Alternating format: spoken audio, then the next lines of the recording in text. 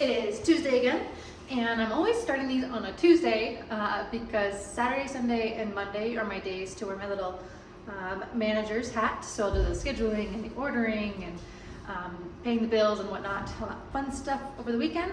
But Tuesday through Friday, I'm in here working as much as I can. But you may notice we have something new behind me. We have light. We got them hooked up. I got them installed and the electricians came by and finished up some of the wiring so we can at least have a light source. Today I have got my agenda, my to-do list, but my priority is getting all the flooring that I have laid down. I've got 4 boxes, 5 boxes left. So I'm not sure if that's gonna be enough to finish my back office, but we're gonna try and get as far as we can. I also gotta put up all my stair risers and transitions today, so that's gonna be the priority so I can quit cutting and pulling in dust everywhere and start working on the pretty stuff. Gonna be a good week, and it's snowing again, so fall spring number 1, check.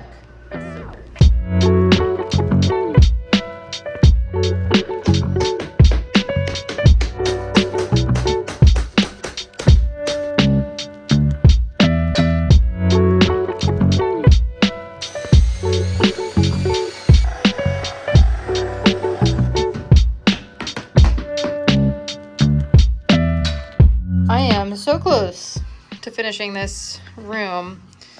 Just a couple more rows, but I'm now completely out of flooring besides that stuff. I'll be here in a couple days, probably next week, but otherwise it is all floored. There's that transition. And those are all uber damaged. Good riddance, laminate. That's all I gotta say. Next, we're gonna grab some baseboard and start throwing up some baseboard. I got these corner blocks here with the heating and cooling of this region. It's just so hard to keep my miters tight.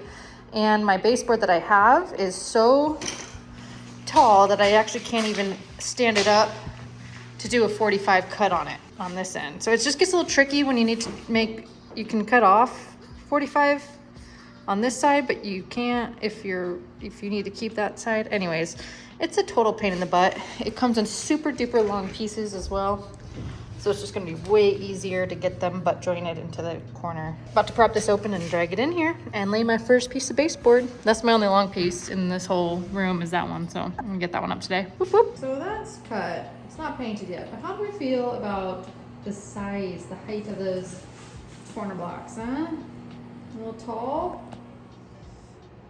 I don't know. What do we think?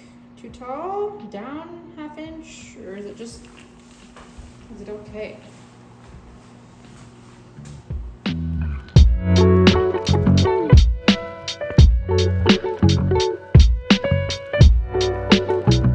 The deal I made myself was to get 100 subscribers and then I would go in for my biannual haircut. We did it. Anyways, we just got a cooler dropped off in the back parking lot. We're going to replace the one in the kitchen because it was on its last legs. It is from 1993, so it did put in the work and it was a donation to us in the first place. So now we have to replace it. So we're gonna do that next. They wised up, didn't they?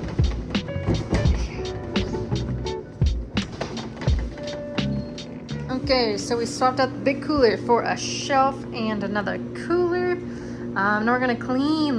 Always the most fun part, right? Yeah. I don't even know where to start today. I need one more box of flooring before that can be done, and I can't put up the baseboard until the flooring's in the back office, so that's on a standstill until Monday. I'm thinking I can continue with the door trim today and get this private door trimmed out and then the front door trimmed out. If I do the putty and the caulk and the paint on the rail, that means also I can get rid of the scaffolding. But once I get my big pieces of baseboard cut, then also the saw can go away. I don't have really much news. I don't think I'm gonna be painting my corner office. I think that can wait until another time. There's so much detail in the crown that's in there and the ceiling that it's gonna need to be sprayed. So I'm not gonna paint the baseboard, but I am gonna get it up and puttied and caulked, put back together, and then it can get painted another day because that's a whole another can of worms that I'm not ready to open.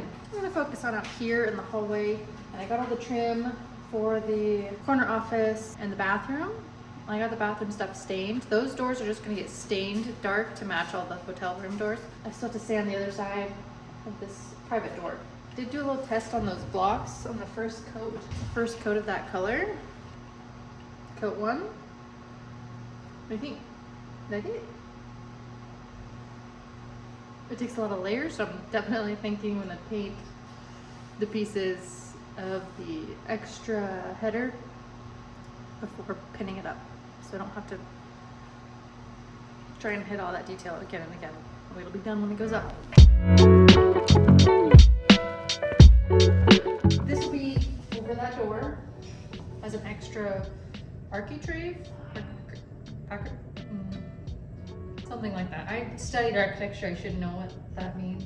Did cut the 45 so it can dive back into the wall. And so what we'll do with that is super glue, cut off just a little corner piece, and then I will super glue that corner there so it's perfect, and then pre-treat it, nail it up just like that, so there's no trying to fit that in afterwards. I think that's gonna look really nice. I gotta say, I love working for myself because I can make changes on the fly and not piss anybody off but myself. But I did cut the trim for this door, and I built that even to go on top, and we're gonna put that on top of that. However, I think it needs to not be the cream. I think it needs to be the green, even though she's all painted already. We're gonna try it green instead, and if I hate it, then we'll go back to cream, I suppose, but I really don't like the cream right now.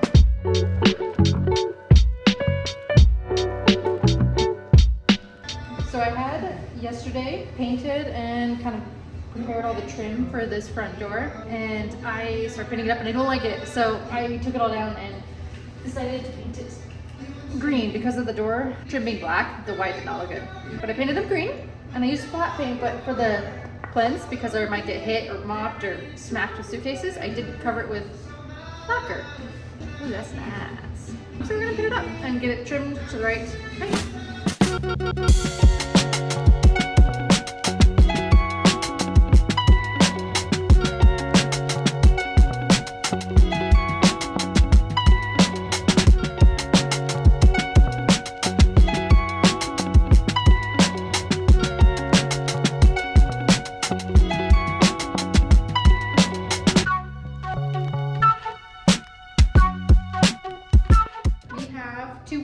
One facing the street and one facing this little vestibule area right when you enter.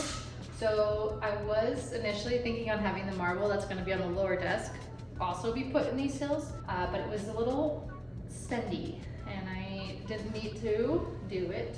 But I wanted something that was going to last, wasn't going to shrink, wasn't going to swell, wasn't going to fade with the sun coming in on it. So I wanted to add a few tiles to the windowsill. I decided to go with a checkered pattern because in hospitality especially, when your eyes have more to look at, I think it's a more visually interesting room.